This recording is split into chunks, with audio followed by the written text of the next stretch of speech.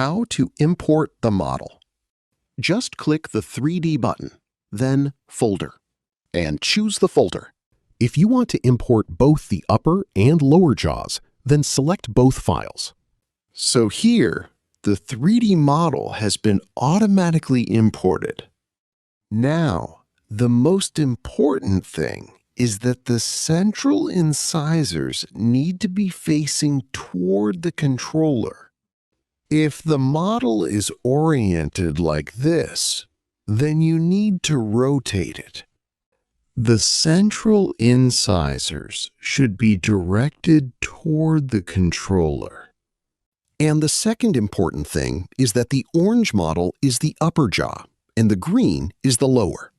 Because when we run the AI segmentation, the training for the upper and lower jaws is different. So we need to confirm that the upper and lower jaws are correctly assigned. And that finishes this step.